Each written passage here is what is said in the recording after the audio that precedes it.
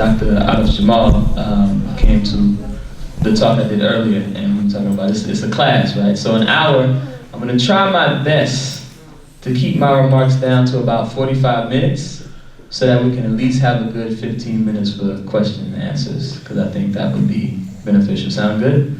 Okay, alhamdulillah. So thank you so much, Sister Elaine.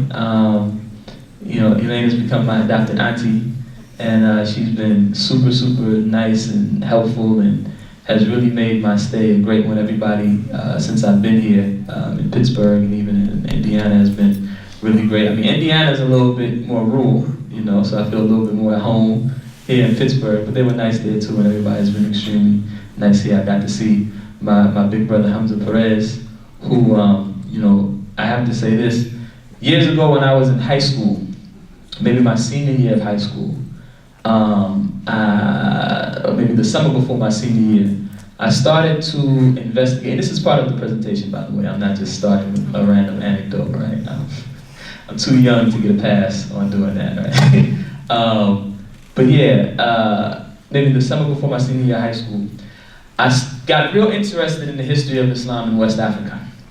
And my father introduced me to the works of a brother named Sheikh Muhammad Sharif, who's an African-American Muslim scholar of West African Islamic history, translated the works of the great Sheikh Uthman Fodio, radiallahu anhu, a brilliant and very important Muslim thinker and figure from what is now northern Nigeria.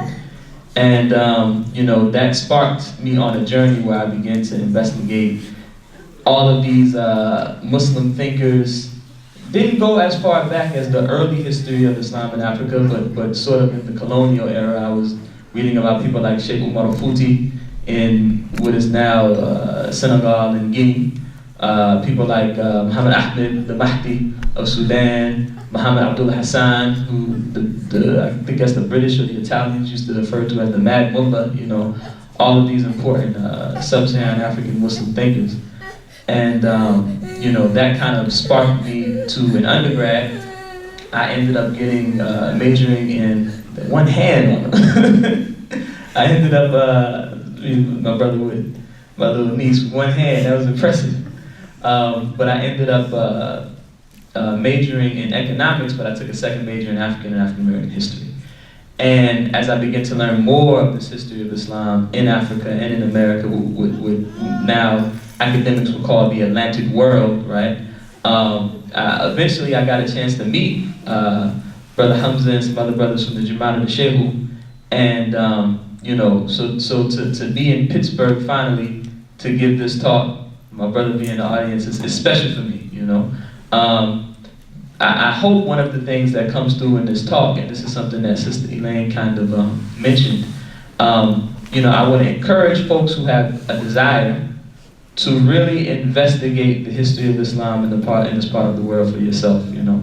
Grab a tape recorder, grab a video camera, go and interview the elders, you know, in your community. This journey which started for me, you know, with reading the works of translated by Sheikh Muhammad Sharif, meeting people like C. Hamza and, you know, folks who had this wealth of knowledge of Islam in Africa, it made me say, I realized over time that people, Muslim people all around the world, tend to have a healthy respect for the people who brought Islam to that part of the world, right? So if you go to India, right, people have some knowledge of the early history of people who brought Islam to India. Sometimes, you know, people will recount the life of people like Sheikh Hujwiri and just important people who were instrumental in introducing and establishing Islam in that part of the world. The same when you go to, you know, if you go to anywhere in the world, you go to North Africa, if you go to Egypt, you go to all these places, people have some sort of memory of who brought Islam to that place. And it helps to give them a sense of purpose, a sense of guidance, a sense of historical context for what it is that they are, what kind of legacy it is that they're trying to preserve and protect in living and learning and working as Muslims in that part of the world. So what really kind of led me down, you know, this career path was wanting to do something to contribute to that awareness for Muslims in this part of the world. So a lot of my research relies upon oral history. You know, I don't just rely on oral history. You have to find ways to corroborate things. I was talking to Sister Rasul Miller earlier today, who I was told is the historian of Islam in Pittsburgh, and I can, just from about 15, 20 minutes of talking to her, I can attest to the fact that she is that. She is a historian. And she said she has a rule where she tries to verify things something like 5 times, right? If it can be verified by 5 different people, she'll say, okay, this probably happened. That's a more stringent test than a lot of academic historians even. You'll read history books and people speculating, and I think this happened, and I thought that happened, and they tell you that's history, right? You know, I find that, you know, tapping this resource, it does protect people from a lot of the foolishness that Muslims in the West get involved in when they have a sense of historical consciousness, right? So, when we talk about the history of Islam in America, right, we really can't tell the story of Islam in America without first starting with knowing something about Islam in West Africa. Because the first Muslims in this part of the world came from West Africa, right, during the transatlantic slave trade. There's actually some oral tradition, and there's a difference between oral tradition and oral history. Oral history is when you go, you interview someone, you collect their history that they were a living witness of. Oral tradition is when you have sort of different narratives about the history in a particular place that are preserved orally, right? People who maybe didn't live it, but it's been passed down generationally. It's a lot harder to sort of corroborate that and really figure out whether or not we can say, okay, this definitely happened. But it usually gives the historian, 1, clues so they know what to look for, and 2, a sense of what kind of historical narrative is important for the people in that place. So there's an oral tradition that perhaps the first Muslims to come to the Americas were actually West African Muslims who willingly traveled, right? Were not forcibly moved, but willingly traveled from West Africa to the Americas, right? There's a very important, famous West African Muslim king named Mansa Musa, who hopefully how many people have heard of Mansa Musa, right? Okay, well, if your hand didn't go up, don't feel bad, but we need to know who Mansa Musa was, right? Mansa Musa was a ruler of the Mali Empire. Some say he was the richest man of his time, right? Richest man in the world of his time. But one oral tradition says that he was not actually the first of his lineage to be the ruler. Well, he had a long lineage of rulers, but his brother was the king before him. And it is said that his brother took a group of Muslims and they went into some canoes to go west to see what was west. And the oral tradition even recounts that some of them came back and got more people and went west again, right? So from this oral tradition, people have speculated that you may have had Muslims from the African continent in this part of the world as far back as, you know, the 14th century, right? But in any case, we know that West African Muslims were brought to this part of the world going as far back as the 16th century. Initially, the first folks who came to this part of the world, right, and colonized this part of the world and brought slaves to this part of the world, they were Spanish people, right? And the Spanish people, the main people that they brought came from what is today Senegal and Gambia. And they were mostly Muslim people. And they brought them to Latin America and what is today Latin America, and they wilded out, so to speak. They wasn't having it, right? From the beginning, they ran, they escaped, they formed Maroon societies. Everybody know what a Maroon society is? Anybody not know what a Maroon is? What is a Maroon? Okay. So Maroons were people who were enslaved folks who ran away. They said, okay, this slave society that we're living in, we're going to just find somewhere where we can live outside of that society, off the grid, if you will. Sometimes they would live in the mountains. Sometimes they would live in the swamps. This happened in North America, but it happened a lot in South America and Latin America, right? And this is actually something that we have a precedence for in our early Islamic tradition. During the time of Prophet Muhammad sallallahu alaihi wasallam, when he had to make a treaty with the Meccans, the Treaty of Hudaybiyah, one of the points in that treaty was that if anybody in Medina wanted to leave Medina and escape to Mecca, the Meccans were not obligated to send them back. But if anybody escaped from Mecca to be with the Muslims in Medina, the Muslims agreed to send them back. And there was an instance where this happened, and the Prophet Muhammad said, well, the treaty says we have to send them back. So people were very sad, but they sent this one Sahaba who escaped from Mecca to Medina back, and they were taking him back to Mecca, and on the way, he escaped. He was a maroon. He escaped, and he became a sort of highway robber who wreaked havoc on the caravans that the Meccans sent, right, in that area, right, on the road in between Mecca and Medina. And other people escaped and joined them. And they gave the Meccans so much problems that finally the Meccans said, okay, you all can go back to Medina, you're giving us too many problems, right? So this same kind of consciousness, this same kind of strategy was employed by some of the first folks and later folks who were brought and enslaved from West Africa and made to be slaves here in the West.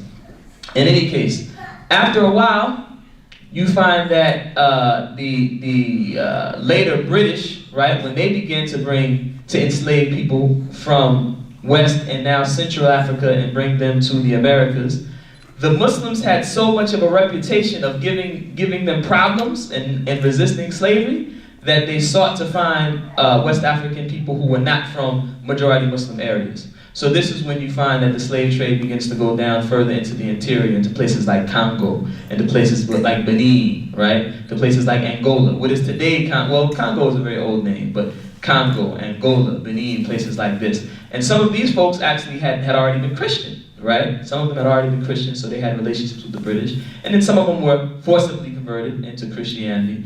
But by the time you look at the entire 400 or so year history of the transatlantic slave trade, some of the historians say maybe about 1/3 of the people who were brought from West Africa to the Americas were Muslim, right? And I really want to go into more detail about Islam in Africa because that's one of my subjects that I love. I study mostly Islam in America, but some Islam in West Africa as well. But I don't want to do what historians often do, which is talk a whole lot and take up all of the time. So I'm gonna kind of table it there, truncate that there. But I will say two things. Two interesting points about Islam, the sort of flavor of Islam in West Africa. One, West African Muslims tended to be Maliki, right? They tended to be they followed the Maliki madhab, the Maliki legal school of thought. And specifically with regard to the question of political organization and relationship to power, they followed a tradition. It's called the Suwarian tradition, after a man named Al-Hajj Abdul Salim Suwar, who was a West African Muslim scholar who lived in maybe the 13th century. There's some difference of opinion about when he lived. But in any case, one of the things that he wrote in his theorization about the Maliki madhab was that the Muslims should not fight for political power. They should not fight to establish political hegemony, right?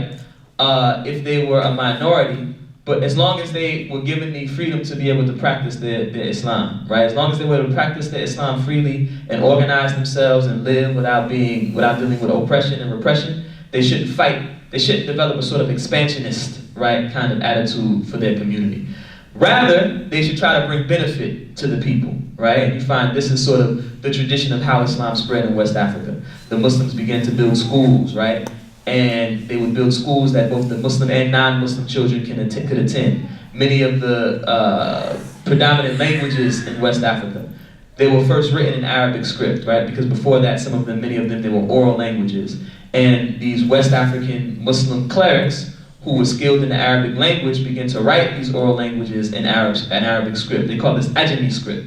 Ajami is a word that is used in the Arabic language for a person who is a non-Arab, right? Non-Arab folks. If you talk to people who study the Persian world, right, the Eastern sort of Islamic world, Ajami sometimes became sort of synonymous with Persian folks, right? Because Persian folks contributed so much to the development, the intellectual and scholarly development of Islam and society, right? At that time. But in West Africa, when people say Ajami, they're often talking about these different types of languages like Wolof, like Hausa, like Bambara, that are written in Arabic script. Everybody with me? Okay. So, so you have this tradition of building schools that both the Muslim and the non-Muslim children could benefit from, building relationships with rulers, right?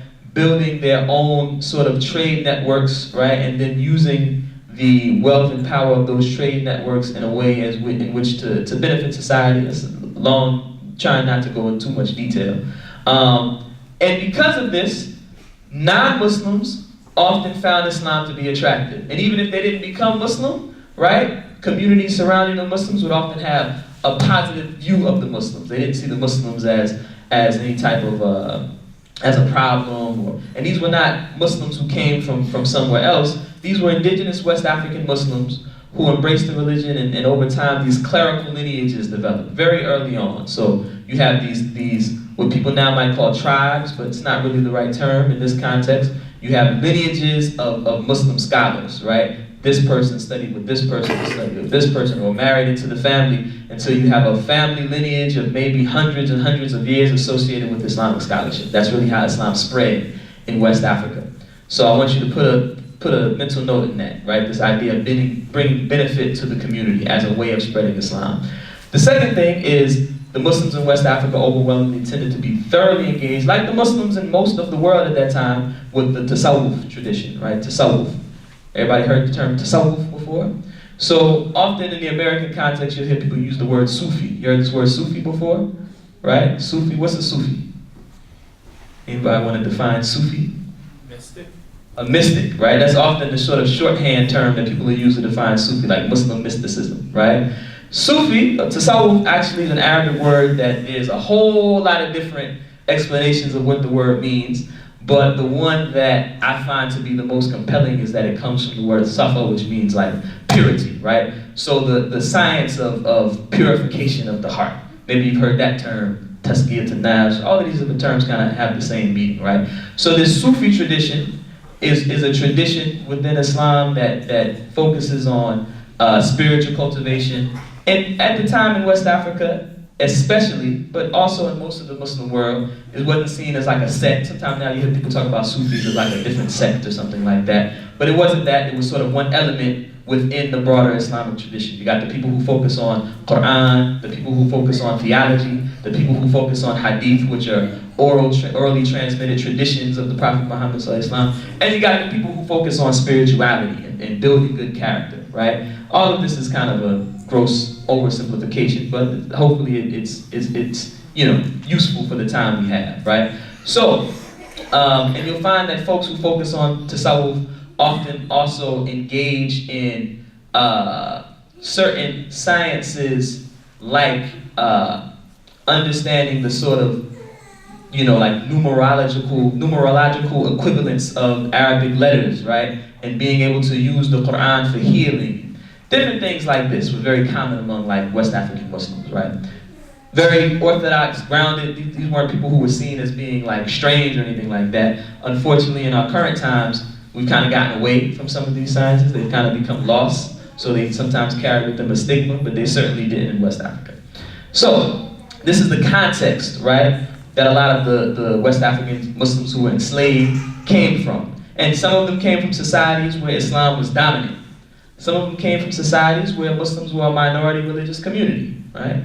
But they were brought to the Americas, and I suggest actually, if you haven't already, maybe you should bring Brother Arif Jamal to give maybe a talk, maybe even just on this sort of history of Islam in the antebellum period, right? The period before the Civil War. Right? We were talking a little bit, he was showing me some of this stuff, and he can give you much more detail than I'll be able to give you in the limited time we have. And so maybe you need to do a part 2 if you haven't done that already, right? Have you done it already? Has that happened here? So maybe you should do that as well. My research focuses mostly on the 20th century, right? So I'm going to quickly kind of get into some of that, right? So I can give you the meat of what I've been working on for the past 5-6 years. Graduate school is long and sometimes depressing, but no, it's not depressing. It's actually a blessing, right? To be able to get paid to think and read and write and talk about something that you are interested in is actually really pretty fun.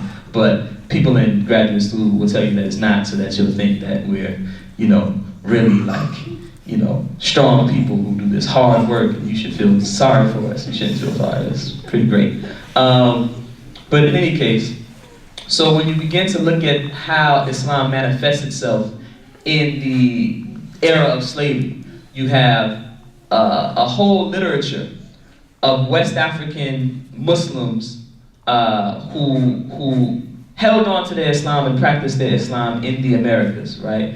North America, Latin America, South America. There's a few really good books written on it. One is a book by a woman named Sylviane Diouf called Servants of Allah, which is a nice, very accessible, readable text.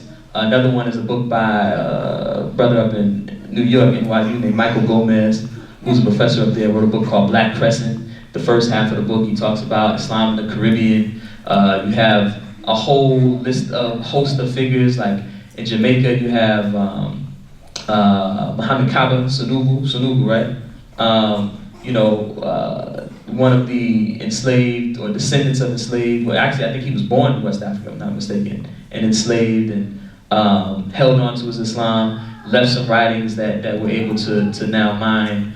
In Haiti, we have enough evidence now that we can say with conviction that some of the folks who really paved the way for the Haitian Revolution were probably not only Muslim, but Muslims who came from a background where they probably were from some of these educated clerical families, right?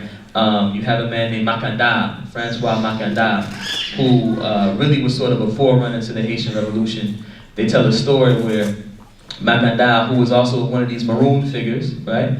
They say Makanda, he was talking to some of the people and he had 3 handkerchiefs. He had a white handkerchief, he had a yellow handkerchief, and he had a black handkerchief. And he picked up the yellow handkerchief. He said, this symbolizes the people who once ruled this island of Haiti, once ruled this land, right? So meaning the indigenous Native American people. And then he picked up another handkerchief, white handkerchief. He said, this represents the people who are in charge today, right? White handkerchief, because it was white people, right? French people, right? And then he picked up the black handkerchief and said, this symbolizes the people who will rule, right? When we get finished with this project that we've just started, right? After him, you have another man named Boukman Deti. Boukman Deti was an enslaved African who actually had come from Jamaica, right? Some have speculated that he was called Boukman because he was literate, or perhaps because he was a man of the book, meaning the Quran, a person who had memorized the whole Quran, right?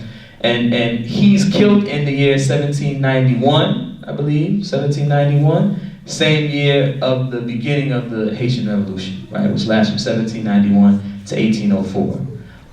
In Brazil, you have the largest slave revolt in the Western world, the Malay slave revolt in Bahia, right? Comes after the Haitian Revolution.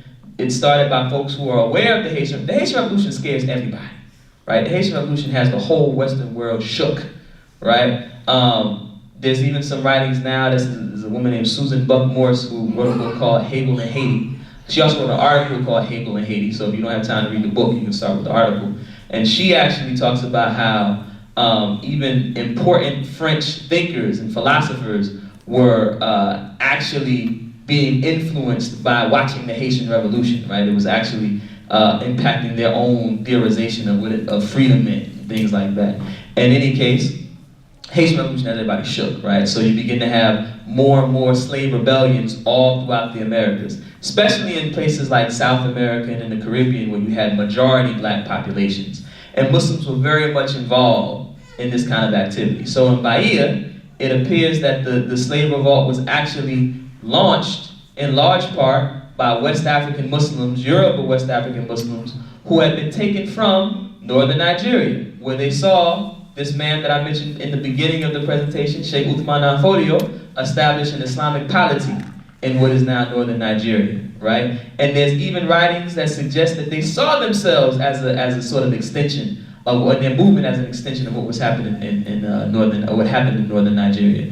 This is a little bit later in the 19th century, still in the early 19th century though. I think like 1835, if I'm remembering the date correctly, the year correctly. In any case, Bahia, some say that it was not a successful slave revolt because it didn't result in slavery being abolished at that time in Brazil. But what it did do is it actually got some of those enslaved West Africans were able to go back home, right? So it was certainly successful for them.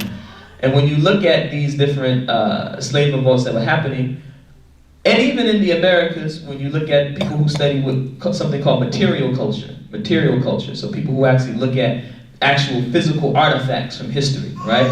When we look at the material culture of enslaved people, right, in the Americas, you find a whole literature on their use of what people call talismans sometimes, talismans, right? These different charms or gree that they would carry with them, right? Especially when you look at people who were involved in these slave revolts. And for a long time, right, scholars and historians, they identified these as markers of African traditional religion, right? This is that African traditional religion. This is some juju that people are involved in, and they have these little charms they carry with them. But now that you have Muslims in the field who are doing this work, people have gone and opened these things up, and they see it full of Quran, full of dua from the hadith, from the Quran. And now we're realizing that much of what has been construed to be African religion, it is African religion, it's African Islam, right? It's African Islam. They used to call these bags that certain enslaved Africans would carry, they would call them mandingo bags, right? And in these mandingo bags, you find what? Writings of Quran, right? I went to the Museum of Muslim American History in DC. Small museum, it's really nice. If you ever go to DC, you should check it out. And I'm looking at the writings on the wall that different, in North America, different enslaved Muslims wrote, and I'm seeing on the bottom these different signs and symbols that I know from studying, you know, in Senegal for a little bit. I know these are prayers. These are West African Muslim prayers that are traditionally written based on the Quran, based on the Hadith for protection, right? That people are wearing. If ever you needed some protection, you for sure would need protection if you're an enslaved African or a descendant of enslaved African in America in the era of the transatlantic slave trade, or today. So, mind you, so this is what's happening in this context. And if you read some of these books that I mentioned, like Servants of Allah or Black Crescent, you'll find the description of, you'll find narratives about many enslaved Africans in North America who were literate, right? You find that literacy became a path to freedom for many of them, right? Because through their literacy, they were able to establish that they were ajib, they were unique, they were different types of people. So they would write, and sometimes through their writing, it would be found that, okay, this person isn't a regular Negro, right? Sometimes there would be people who had royal lineage, like Prince Abdurrahman Saudi, you know, who was there's a documentary about him called Prince Among Slaves. He actually lived a little bit later in the 19th century, and was able, in the 18th century, and he was able to he was ultimately able to go back home, or go back to Liberia, Liberia or Sierra Leone? Liberia. And the way he was sort of identified as somebody who was, he knew he was a prince, right? And the people used to make fun of him and say, oh, this guy says he's a prince, right?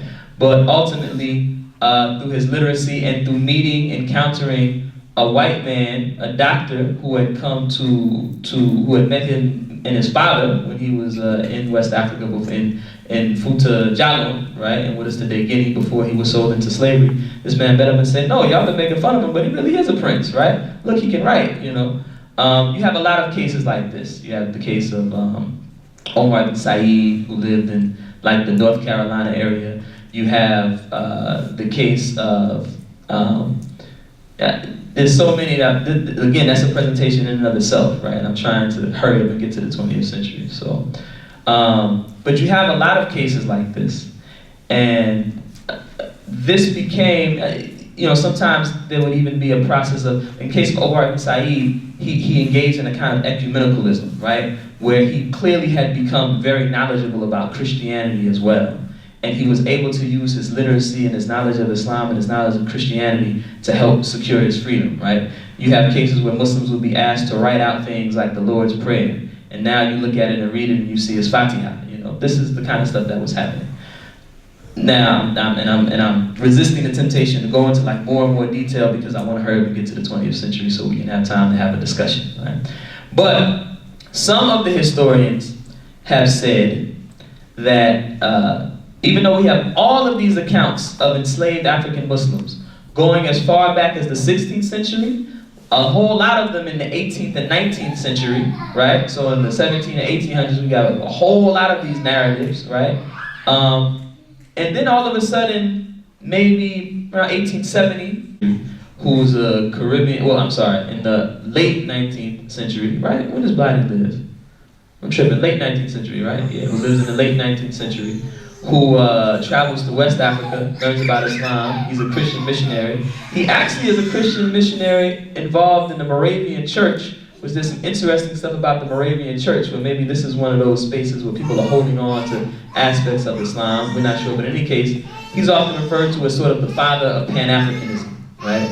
So he goes to West Africa and starts hanging out with West African Muslims. He's a missionary who's supposed to be teaching people about Christianity. And he says to his bosses, I can't teach these people about God. They already know about God. They already have their tradition of Islam. And the way Islam has spread, it shows that the people who spread it had enough sense to know that they didn't need to impose their cultural understanding of their religion on the people, right?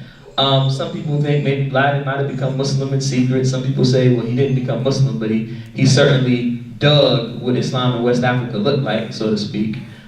He comes back and writes, and he becomes a very important intellectual influence on people like Marcus Garvey, and different intellectuals and activists, people like Deuce Muhammad Ali. He probably, even maybe somebody like Du Bois, at least met some of the people who were influenced by Blyden. You have these Pan-African congresses that happen around this time where these kind of folks are interacting with each other. And in any case, a good friend of mine, who just finished his dissertation at Northwestern, by studying Blyden and his impact, he's come to the conclusion that Blyden, who's directly influenced by these West African Muslims that he goes and hangs out with and he's an Afro-Caribbean man in West Africa, becomes a direct intellectual influence on the people who founded the Moorish Science Temple, right? So in the 20th century, you know, now I can get comfortable, right? Now I can do my thing with the last 2 minutes left. So in the 20th century, you begin to have different movements that emerge in urban centers around the country. This is during the era of the Great Migration. So African American folks in the rural South begin to migrate to the North in large numbers for different reasons. Some seeking economic opportunity, because there's not a lot of economic opportunity now in the rural South for all these formerly enslaved people, right? There's just different forms of slavery by another name, sharecropping and things like that. And some move fleeing racial terror, right? Anti-black violence on, you know, an even bigger scale than we see today. And they migrate to places like Pittsburgh, places like Philadelphia, places like New York, places like Chicago, right? All over the country. They migrate to these urban centers. And you start to see in these urban centers, Newark, New Jersey, Detroit, you start to see the emergence of these new religious congregations, right? New religious congregations. And many of these new religious congregations, they promote a sense of history and a theological interpretation of their religion, whether it be Islam, Christianity, or Judaism, that is more affirming of blackness, right? More affirming of Africanness. So you find different churches that emerge in this level, in that vein. You find different groups who begin to identify with the Hebrew tradition, right? Black Jewish communities that start to emerge and say, well, that story of Moses, alayhi salam, in the Bible, you know, leading the children of Israel out of captivity, that story is about us, right? If you listen to a lot of Malcolm speeches, you'll find that Malcolm said the same thing. That story is about us, right? But they actually said, like, not even symbolically, that story is about us. We're the descendants from those people, right? You have these kind of congregations that emerge, and you have different congregations that identify with Islam. Probably the most important one, or certainly the most important one in the 1910s and 20s, is the Moorish Science Temple. Really, in the 20s, the Moorish Science Temple begins to get popular, right? And it's led by a man named Noble Drew Ali, who founds the Moorish Science Temple in 1918. That's what the Moorish Science Temple documents say, in Newark, New Jersey. And ultimately, he moves to Chicago, and that's where he really gets a big sort of a big opening, when people start to come to the Moorish Science Temple in large numbers, tens of thousands of folks, right, around the country. Pittsburgh actually is sort of a hub, right?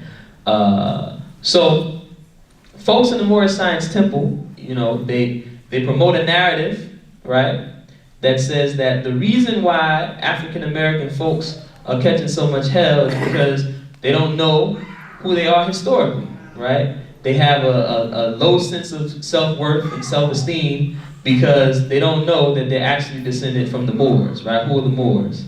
The Moors were Muslim people in North Africa.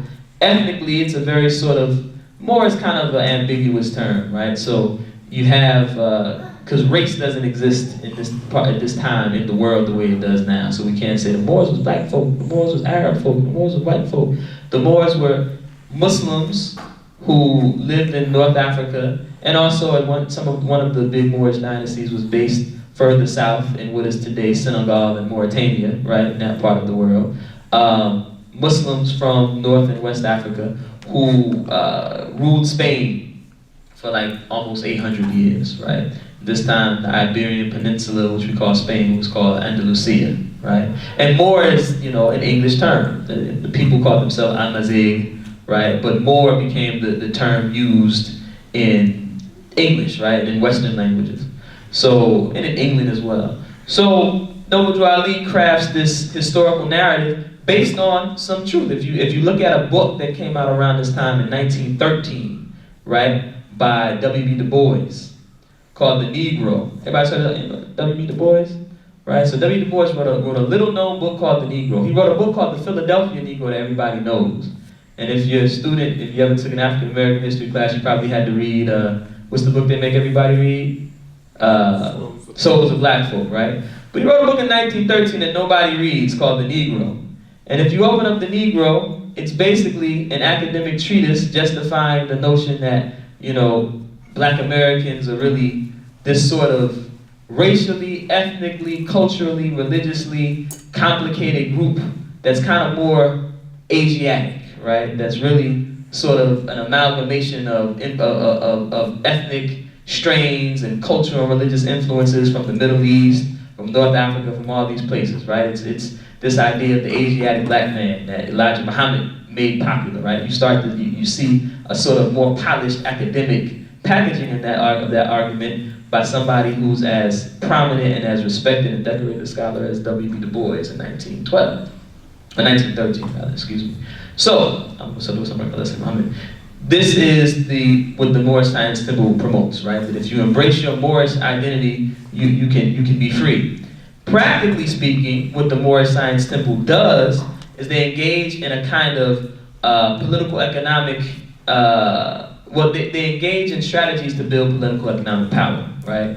So they engage in things like economic cooperatives, like building farms, securing land so that they can grow their own food.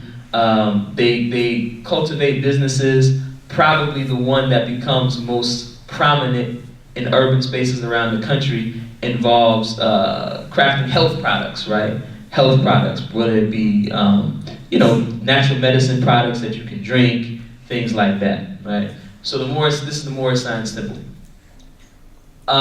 Pretty early on, right, in the time of the Moorish Science Temple, you have evidence that folks are engaged in sort of normative or orthodox Islamic practice, right? Especially on the East Coast, right? You got folks who are learning Arabic, praying. Some of the folks who've written about Islam in America, they often craft this narrative that says that, African American Muslims started off with the Moorish Science Temple, and then you had the Nation of Islam, and then Malcolm X joins the Nation of Islam, and then sometime in like the 60s or 70s, folks learn about quote-unquote Orthodox Islam or the Sunnah from like maybe some immigrant folks or something like that, right? But as early as 1930, 1940, 1920, 1920s in Pittsburgh, I'm learning from Sister Sarah Jamila that you got cases of folks who are actually engaged with the Sunnah.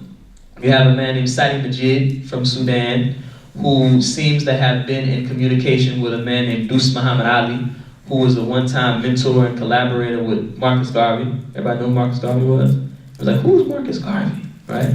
Marcus Garvey was the founder and leader of the largest mass black movement in history, right? So in the age of the Great Migration, in the 1920s, he crafts an organization called the Universal Negro Improvement Association that builds businesses around the country, has a newspaper called the Negro World. Really important, successful organization, working class, mass, black movement, And one of their big undertakings was trying to create a shipping line that can take folks who want to go back to Africa, right? So Marcus Garvey is, we teach a class on Marcus Garvey, right? So if you don't know who Marcus Garvey is, look him up.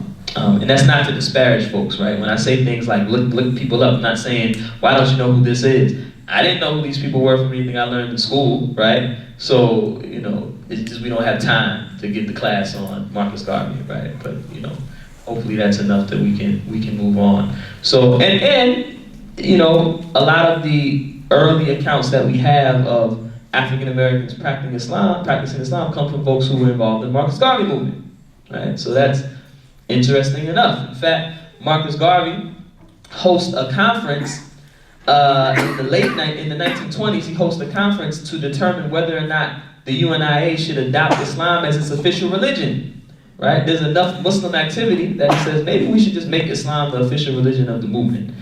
And they have this meeting, and Marcus Garvey chairs it himself because he thinks it's that important. And ultimately they decide we're not going to align with any particular religion. You can be Muslim, you can be Christian, you can be Black Hebrew, as long as you're down for this political, social project that we're crafting in this group called the UNIA, right? In fact, if you look at one of Marcus Garvey's own books, The Philosophy and Opinions of Marcus Garvey, if you look at the original edition of it, now there's a longer edition with stuff added to it, but if you look at the part he put out, look on the very last page, he issues a challenge to white America. He says, white Christian folks who say you live according to this creed of brotherhood, you should start living according to this.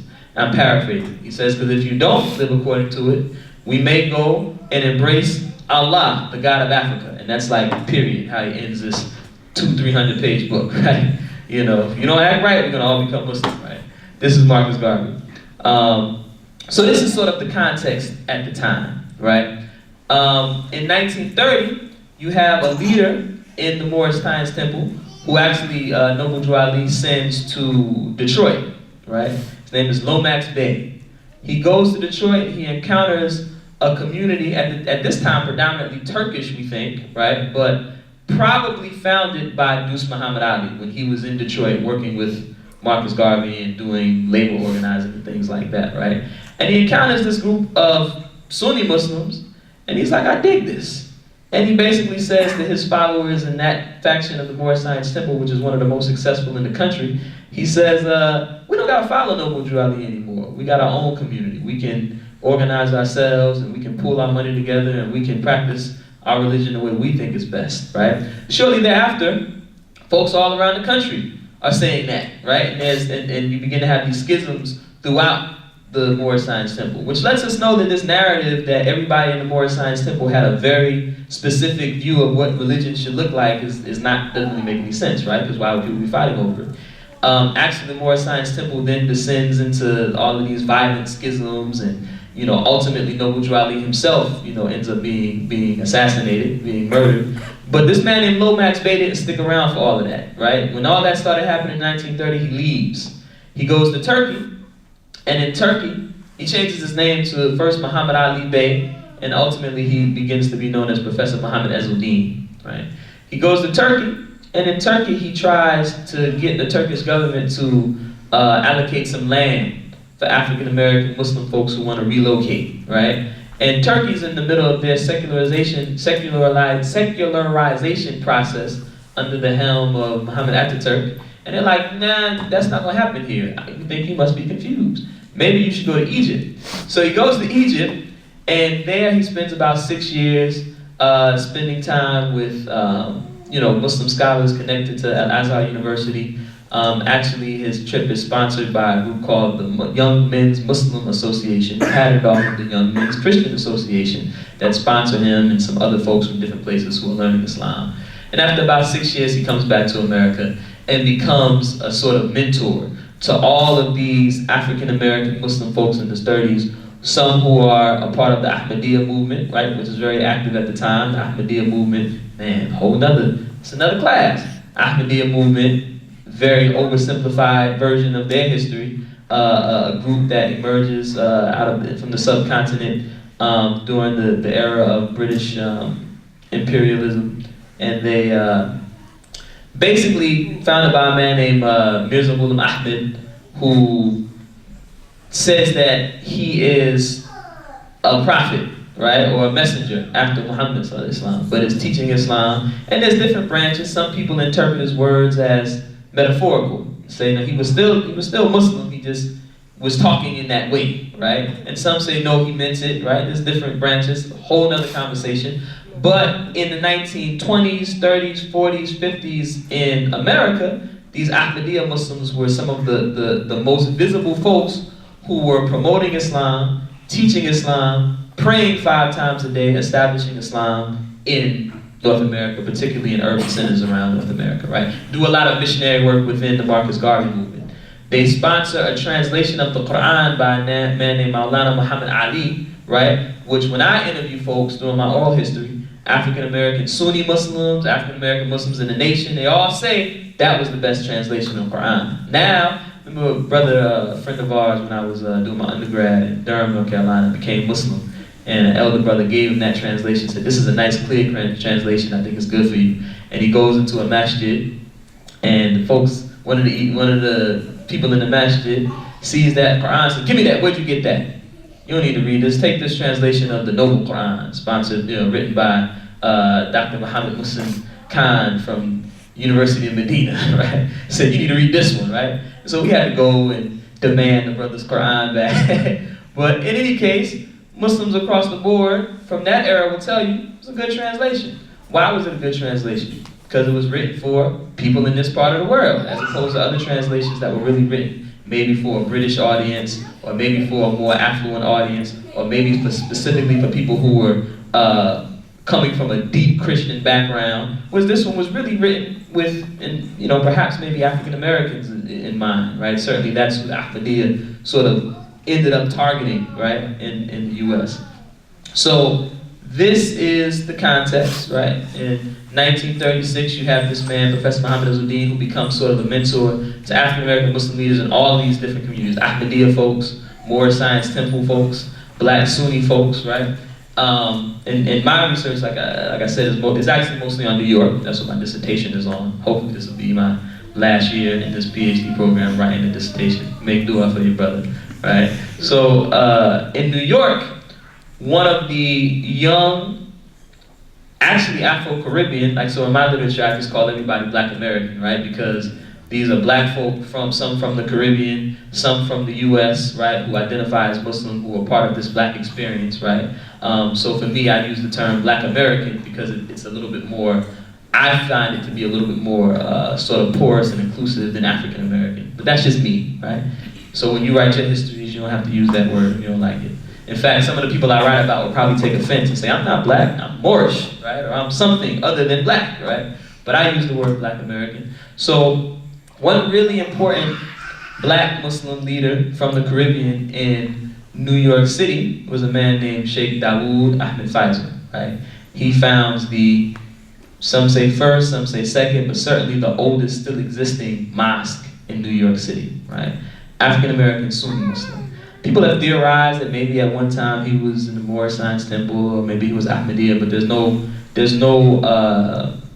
what's the word I'm looking for? There's no conclusive evidence of any of that. We know by the time people knew who he was. In fact, some have even speculated that maybe it was Professor Muhammad Azzuddin who had a big impact on him becoming a Sunni Muslim, right? Some have speculated that it was a man named Sadi Majid, who we were talking about earlier with Sister Rasul Miller, about Sadi Majid, who was from Sudan, right? Who came and, organized African American and South Asian and Arab and East African immigrant Muslims in Pittsburgh and in New York and in Detroit, right? Laborers, right, to begin to work for labor rights. A lot of the early figures in this period actually were very active in labor struggles, right? So we see now, we just Tuesday saw the election of the first Palestinian woman to Congress, one of the 2 first Muslim women to be elected to Congress, 2 at a time. That's crazy, right?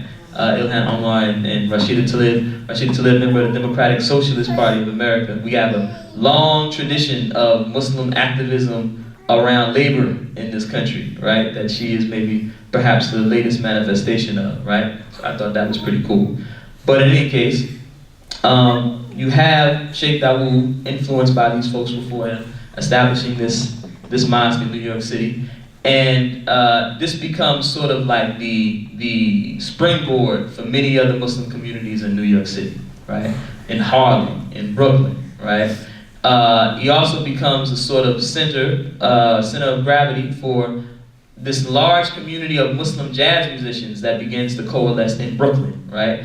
A lot of jazz musicians embrace Islam. Some become Ahmadiyya, some become Orthodox Muslims. I like the term Orthodox Muslim because at this point in the American context, people aren't really arguing over being Sunni or Shia, right? It's more so, do you pray or do you not pray, right? Or are you in the nation because the nation is very prominent, or are you not in the nation, right? Everybody know what I'm talking about when I say the nation of Islam? Okay, so I see some heads nodding. When I gave a talk at Indiana University, I was told, just assume they don't know anything, explain everything from the beginning, right?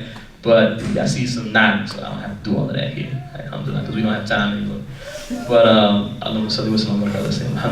so this is kind of the context, right? So folks who are practicing the Sunnah, they're not really arguing over being Sunni or Shia. Sometimes they're not even arguing over being Ahmadiyya, right? The vibe is a lot more chill, right? When I interview folks who were practicing Islam in the 1940s and 50s in Boston and Philadelphia and New York City, they say, okay, this day we went to the Sunni mosque, right? And this day we went down to the Nation of Islam temple because we dug the politics, right? This day we went down to the Ahmadiyya community because that's where half of us, learned about Islam. There was a different type of the lines were porous, and there was a different type of understanding and cooperation at that time. That begins to shift once we get into the 1960s, right? But at least in this early period, people, that's the vibe. And we give another class on the history of jazz, right? And Muslims, embracing jazz. People like Talib Dawood and people like Art Blakey, right? Famous jazz drummer who becomes Muslim in the Ahmadiyya movement. McCoy Tyner, who plays with John Coltrane. John Coltrane himself, right? There's been a sort of speculation. Was he Muslim? Was he not Muslim? I was told that somebody asked his daughter if he was Muslim. She said, yeah, he was Muslim. He just wasn't. I used to play in the jazz band at Duke when I was an undergrad, and my director knew Dizzy and knew Coltrane and all them. And he said, yeah, John Coltrane was Muslim, but he wasn't about telling everybody. He felt like his contribution was through his music, right? We do know that his wife, Naima, who he wrote a song for, definitely a practicing Muslim, his first wife, and that his engagement with Islam helped him kick a drug habit he had for a little while, and he just sort of dedicated himself to trying to spread goodness as a Muslim through his music. If you open up, perhaps maybe his most famous work, A Love Supreme, if you open up the liner notes, he starts with a prayer, in the name of God, the most compassionate, the most merciful, and begins to articulate a prayer that God would bless him to be able to spread goodness and happiness through his music, right? This is John Coltrane, right? I was talking to my fiqh teacher, studied fiqh with an African-American teacher of fiqh named Sheikh Amin Abdul Awud in New York City for a while. He told me one day he got a call from Miles Davis's son. And he said, are you Sheikh Amin? He said, yeah, I'm Sheikh Amin. Who's this? He said, I'm Miles Davis's son. He said, really? He said, yeah, I'm calling you because my mother passed away and she's Muslim. And I was told that you would be able to make sure she gets a proper Muslim burial. He says, wow, was your father Muslim too? He says, never mind about my dad, but my mother was Muslim. But Miles Davis himself says in his autobiography, if I ever practiced a religion, it would be Islam, right?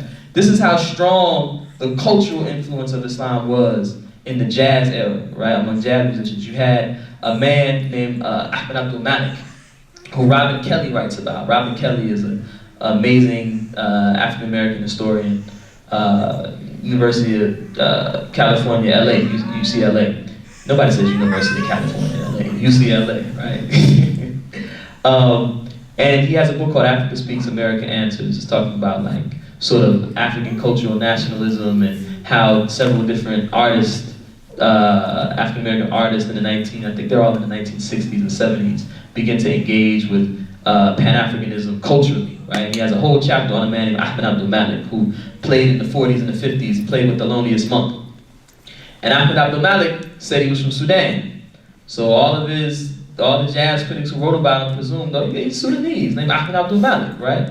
But Ahmed Abdul Malik was actually born, his name was Timothy, I forget his last name, but from Jamaica, whose parents were Jamaican immigrants. He was born in Brooklyn, right?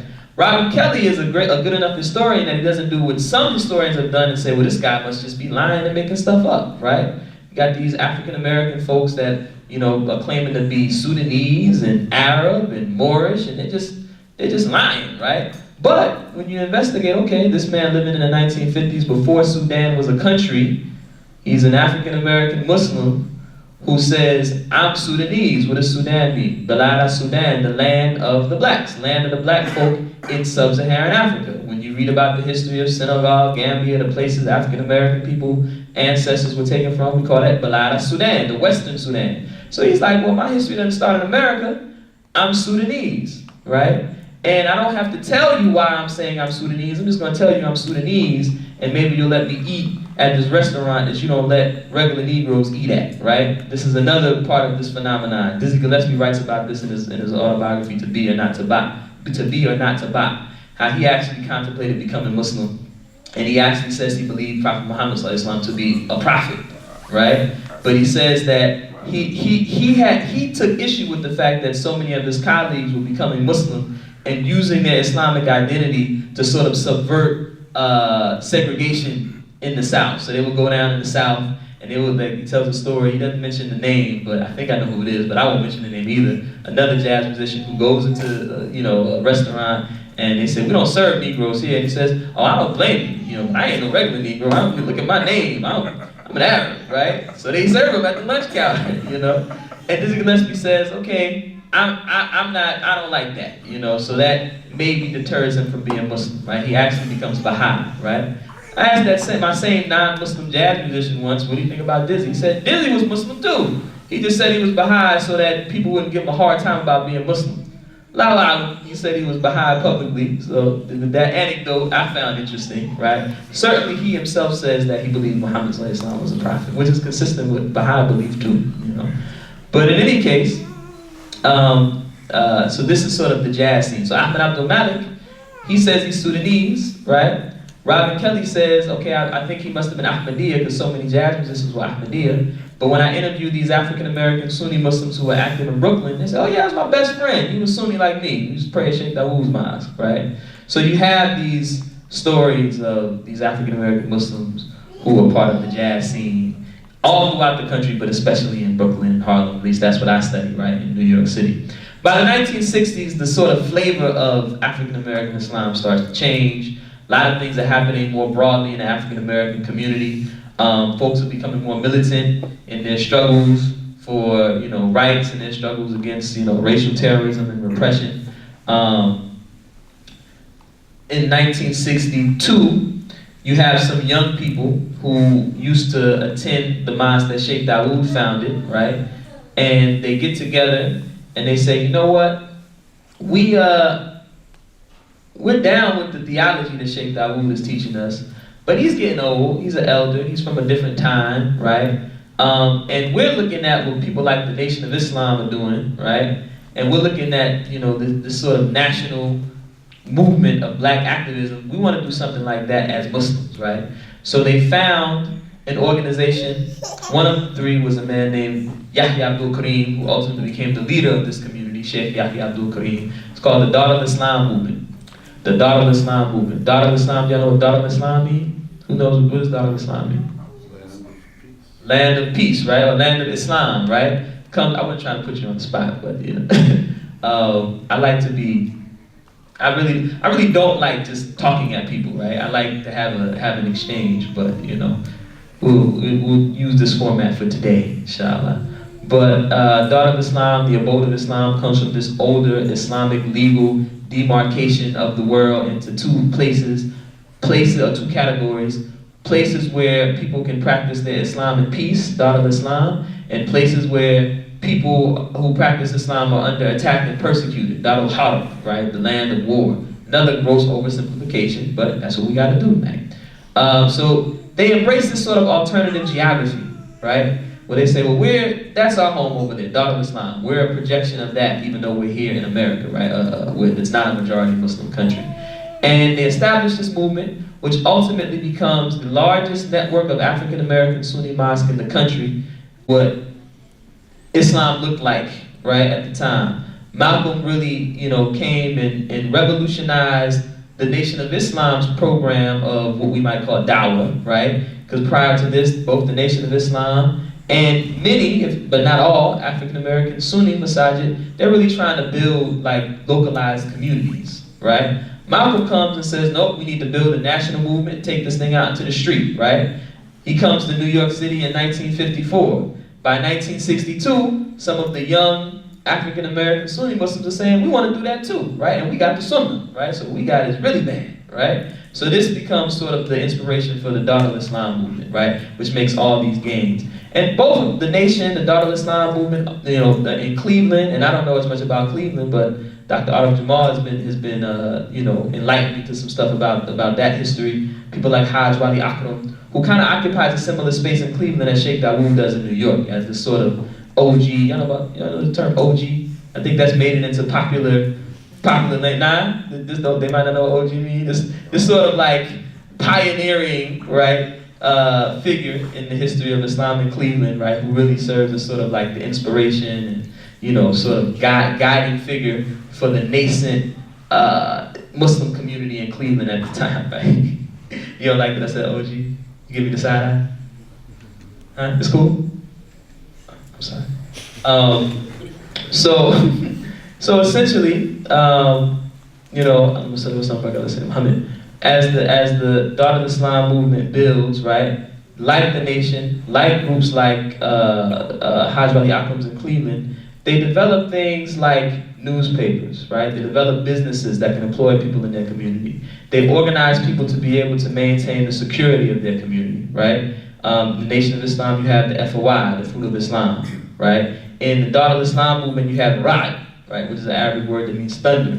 These were sort of young men's organizations within everybody in the nation had to be part of the FOI, right? And it might have been the same in Dar, I'm not sure, but certainly folks were tasked with maintaining security, right? Policing the neighborhoods in which they lived, right? One of the trends that you see among a lot of these African American Muslim communities is going into rough neighborhoods and cleaning them up, right? Going into places that, where you have heavy drug activity, kicking the drug dealers out, restoring the neighborhood such that now it's conducive and safe, and that's when they build the mosque, right? And we see now many of these places where these African American mosques went through this model have become now enclaves, ethnic enclaves, where folks from Yemen, folks from South Asia, folks from East Africa are able to now build their communities. And sometimes they don't even know, they usually don't even know this early history of how these ethnic enclaves came to be. In New York, you have an area they used to call Arab Town, right?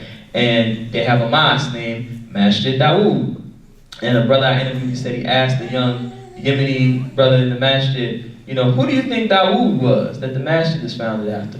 He said, probably a Yemeni, probably some old timer, some uncle, right? So, well, where do you think he was from? Yemen, because we're a Yemeni community, right? It's actually the masjid founded by Sheikh Dawood in the late 1930s, right? So you have this lapse where people don't have this historical memory. But this is what allowed for these ethnic enclaves. And so Arab Town is like, kind of starts around where Sheikh Dawood's masjid was established and then proceeds into like Atlantic Avenue. If you know New York, you know those streets. And also, these now sometimes areas that are now undergoing gentrification because the Muslims have come and cleaned it up. Places like Harlem, 113th Street, St. Nicholas Avenue, used to be a real rough area, right? I remember interviewing Imam Talib, again, who's the imam of this mosque, and he was telling me about how, when they established the mosque, they kicked the dope dealers out and they built the mosque here, and now that same area is undergoing gentrification, right? And he mentioned a story where, some folks who had moved into the area were annoyed at hearing the adhan for Fajr every morning. Or maybe, I don't know if it was Fajr, but they were annoyed at hearing the adhan coming from this mosque. And so they started a petition to make the mosque, make it illegal for the mosque to be able to call the adhan, right? And they went to the house of one African-American non-Muslim resident in the area, and they knocked on his door and said, will you sign this petition saying that the Muslims can't call the adhan because it's a public nuisance? And the African-American person. He took the petition and he tore it in half and threw it at the person. Said, "Get away from here. You don't need to be in here. The Muslims have done a lot for this community, right? And I'm not supporting what you're pushing, right?" And this goes back to this trend of bringing benefit to the broader community, right? Something that, at the very least, is a parallel to what we see in these Muslim societies in West Africa, right? I would love to be able to tell you why I think that one is an influence on another, but that's gonna take a long time, right? But hopefully you're following me a little bit, right? So this becomes the way in which political economic power is established in these communities, you know? And there's something prophetic about this. One of the things that the Prophet Muhammad ﷺ used to do is he used to bring benefit and goodness to the non-Muslim people such that their hearts would incline to Islam. This was even one of the uses, the established uses for the zakat, right? When the Muslims would collect the zakat, a portion was for the non-Muslims to give them some help, some charity, so that their hearts would incline to Islam, right? We look at a group like the Black Panther Party, right? Which was very much influenced by the work and the activism of the Nation of Islam, right? There's a woman named Donna Birch who wrote a really great book on the history of the Black Panther Party called Living for the City, where she talks about how Huey P. Newton would go and attend the Nation of Islam mosque in California and said, okay, I'm with the politics, I'm with the black nationalism, but I don't necessarily want to embrace all the theology, right? So this becomes one of the influences in the Black Panther Party, right? Black Panther Party for Self-Defense. J. Edgar Hoover, who at the time was the director of the FBI, and he actually got his start by getting Marcus Garvey kicked out of America, right? And was still going strong in the 1950s and 60s, trying to illegally surveil and disrupt African American activist movements through something called COINTELPRO, the counterintelligence program, right? We have a new version of that we have in the Muslim community today. It's called CVE, right? Countering Violent Extremism. If you don't know about that, you should look it up. In any case, J. Edgar Hoover, you know, is instrumental in this. And Allahumma salli wa sallam wa barik ala Muhammad.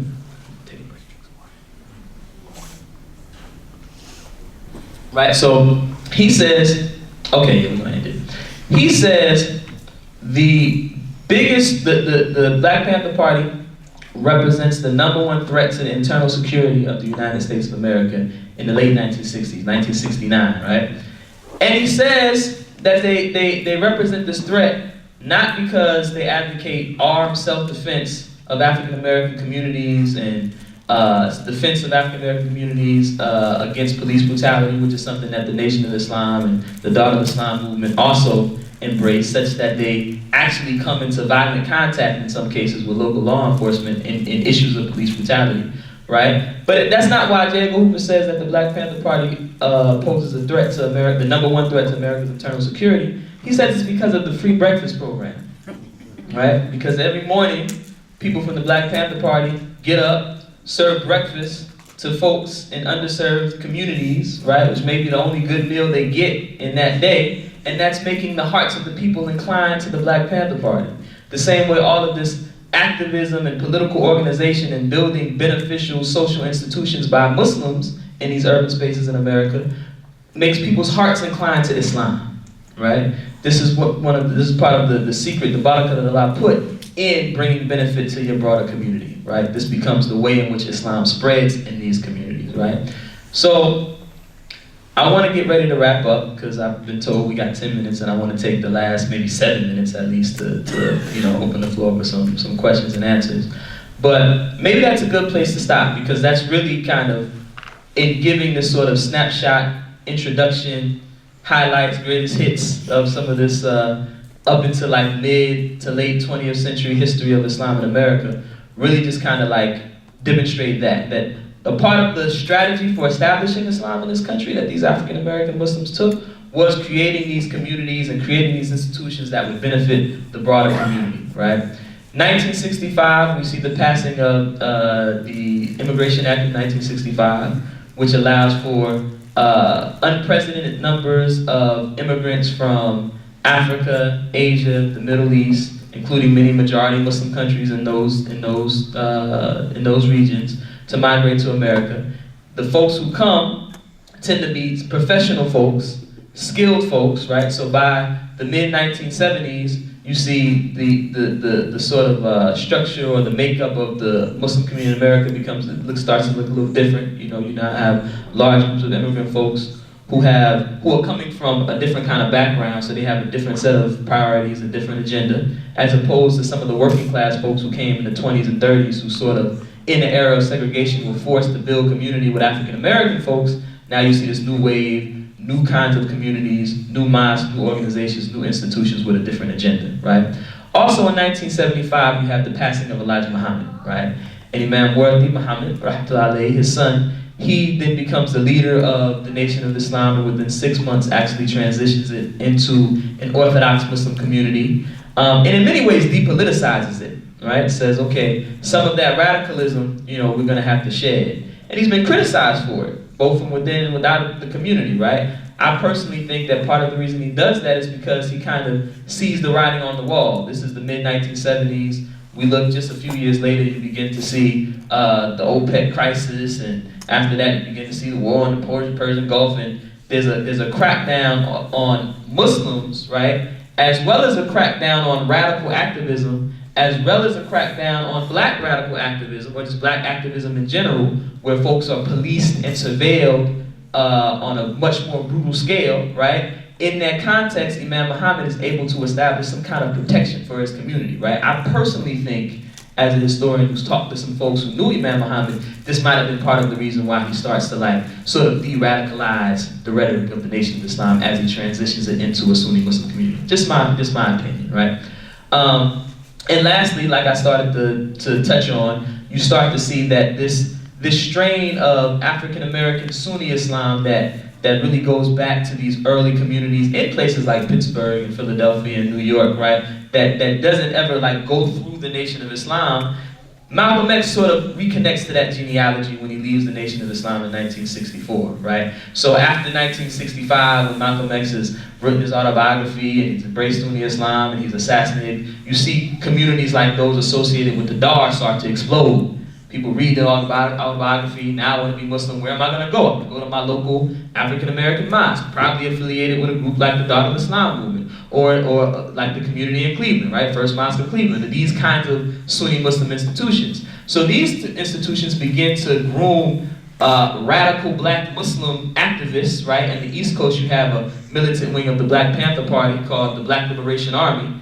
When you look at the people affiliated with the Black Liberation Army, you have all these folks like Mutulu Shakur, right? Tupac's stepfather, Assata Shakur, Safia Bukhari, all these Muslims and non-Muslims with Muslim names. People like Sekou Odinga, who actually went to jail for helping, well, he was charged with helping to liberate Assata Shakur, who's free, who's a black political activist who was unjustly imprisoned and ultimately was liberated and went to Cuba and is still to this day free with political asylum in Cuba, right? Assata Shakur. Sekou Odinga, who's a Muslim, is incarcerated in part for his role in liberating Assata Shakur. He just came home, Allahu Akbar, he's free in Harlem and actually attends the Mosque of Islamic Brotherhood pretty regularly from what I hear, right?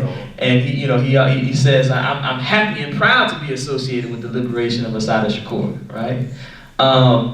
So this kind of lineage of radical activism tends to be connected to these older traditions of Sunni Muslim movements, right? But the space for this kind of political activism and this kind of organizing has sort of shrunk, right? Post 9/11, context.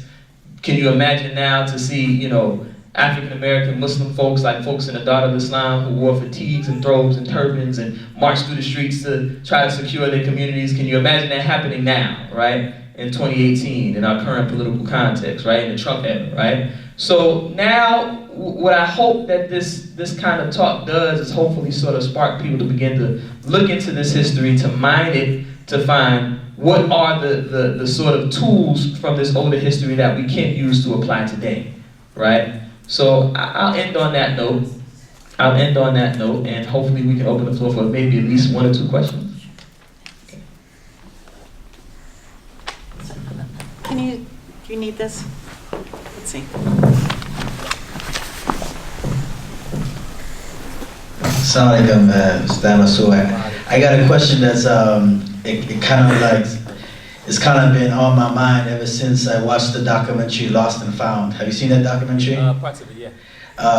Usually like a leader of a movement or a scholar, they will usually pick their best pupil to take over, you know, or to make the transition to. Yeah.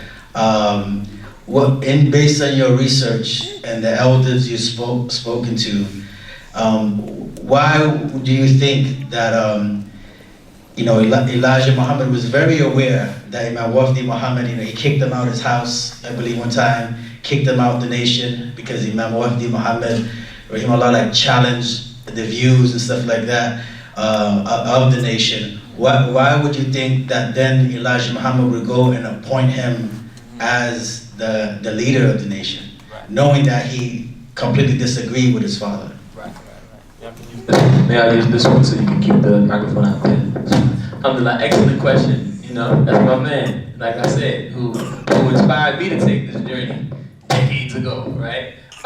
Excellent question. I mean, what I've gathered from talking to elders who were associated with the nation, who went on to be a part of Imam Muhammad's community, is just that I mean, even within the Nation of Islam, there was a narrative that, you know, Imam Muhammad would be the successor, right? You know, this idea that, you know, I mean, even his name, Warith, or Wallace, right? Some have remarked that this was actually a sort of anglicized version of the name Warith, which meant inheritor, right? A number of people I interviewed who used to be in the Nation of Islam, who I just spoke with, even not necessarily interviewing, they said Elijah Muhammad had said on at least one occasion, possibly more, that he didn't come to teach people Islam. He said he just came to clean people up, and that somebody will come after him to teach people Islam. So I think you can make the case that, you know, he did pick his best, you know, student. Elijah Muhammad had another son who went to Azhar and studied, named Akbar Muhammad, who taught at the State University of New York, SUNY Binghamton, for a number of years.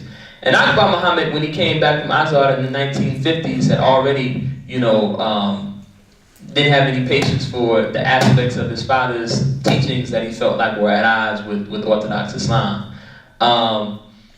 Whereas Imam Muhammad, especially after Malcolm X left the nation, kind of took and got assassinated, kind of took a different stance, where he kind of came back, bided his time, maintained his connection to the community, taught aspects of Sunni Islam that might have challenged his father's view, initially in a way that actually upset his father, later maybe in a little bit more of a secret kind of way, clandestine kind of way. And then when Elijah Muhammad died, you know, he became the natural successor and was able to take the organization in a different direction. So one of the things that, you know, when I talk to some folks who left the nation when Malcolm left, they say, you gotta stand on truth. And we love Malcolm because as soon as he saw stuff was wrong, he left. Other folks who followed Imam Muhammad say Imam Muhammad was shrewd and wise because he knew that he could do more work to spread, you know, what he understood to be the truth if he maintained a relationship to the community, right? And I think there's a lot to be said for both approaches. So certainly, I think what you observed is something that, you know, a lot of the elders will concur with that. We got time for maybe one or two more questions. I mean, I can stay here all night with y'all, but. Yeah, Assalamu alaikum. Wa alaikum salam. Just to come on, piggyback on the Please. Imam Muhammad was the reference for even Malcolm in terms of that movie. So even that information's in his book, in the autobiography. What information that Imam Muhammad was the one who he was a help to Malcolm. Right. In terms of his growth and whatnot. Absolutely. Malcolm said he wouldn't have believed the allegations of, you know, Elijah Muhammad having children, you know, with women other than his known wife, if his own son, Imam Muhammad, hadn't told him. So, yeah. And as a side note, this is a personal introduction. My grandson was with you last night. You saw him? Yeah, alhamdulillah. You got to give me his information. I want to stay in touch with him. We got a question or comment. I mean, there's people in this room who know this stuff just as well as I do, and even better. So we can take comments too, as long as they're not too long. I have a question concerning the first 2 decades of the 20th century. African American troops were sent abroad for the first time in the Spanish-American War, where they encountered in the Sulu Sultanate, the islands of the Philippines that have been Muslim for over 1,300 years. Right. It was the first time African Americans, and there were a lot of controversies surrounding the deployment of African American troops abroad to fight in the Philippines. Some went over to the side of the the Moro insurrection, as it was called, the Horman, and later on in World War I, African American troops, New York National Guard troops, were placed in trenches. Were the first troops actually to see combat in World War I, alongside troops, African troops, under the French Foreign Legion in the Somme salient. And the question being, this was the first time African Americans had ever encountered large numbers of Muslims, and in the case of France, our ancestors, so to speak. Historically, how do you feel? What do you know of the impact that may have played later on, as those troops were demobilized and returned? And in the case of the troops that went to the Philippines, they were brought back, demobilized on the West Coast, and were offered jobs as the first forest rangers to disperse them in areas where they would have no impact on the society. So I actually don't know a lot of that history. I've encountered, I think maybe it's Bowen talking a little bit about folks who, from the Philippines. So it's something that, I know at least a couple of people that I've encountered. Also, I had the opportunity to meet Gerald Horn recently at a conference, African American Studies conference, and he talked a little bit about some of that too. So people are starting to, research that. I don't know the specifics of it. I can't, really. I mean, you're really teaching me, giving me some clues as to where to look. But what I can say is, African Americans who served in the military, African American musicians, right? That's one of the reasons you see so many jazz musicians. Folks who worked on ships, merchant marines. Folks who had the opportunity to travel outside of America tended to be the folks who gravitated toward Islam, right? And one of the themes that you see that pops up very early on, even with the Moorish Science Temple, and certainly also with a lot of these early African American Sunni groups, is this desire to sort of break out of the domestic sphere, right? This assertion that whatever we think about African American identity, this identity of blackness, right? It can't be confined to Americanness, right? That there's some kind of broader connection that we have, right, to this older history, and that Islam is certainly a part of that, right? And it manifests in different ways. So that when Malcolm begins to talk about, third world consciousnness, right, and anti-colonial consciousness, this isn't something that's really new, right? And I think that's something that I hope. I mean, I certainly try to do it in the way that I theorize about the history I write about, but I hope begins to become more of a part of the narrative, that this kind of anti-colonial sentiment or pan-people of color sentiment, black internationalist sentiment, and one of the reasons I like to use the term black internationalist rather than pan-Africanist in relation to my work is that often black internationalism is a little bit broader and recognizes sort of the porousness of race, right? Where you have folks that are engaged in organizing and building solidarity with Asian folks, right? Middle Eastern folks, South Asian folks, Palestinian folks, right? This is certainly a part of the consciousness of early African American Muslim movements. When I say early, I mean early 20th century folks. And I think part of it has to do with the fact that the folks who gravitate towards Islam are folks that travel. And they get to see in their travel that, okay, we got something in common with some of these other darker skinned folks of the world, and a lot of them happen to be Muslim. And when you look into our history, a lot of our ancestors, at least 1/3, happen to be Muslim. Maybe this is a religious tradition that we have an organic connection to, and we should explore. So I know there's a lot there, but that specific history I don't know much about yet. But maybe we can talk afterward, and I can know more. So, can you turn that off? Sure. Thank you.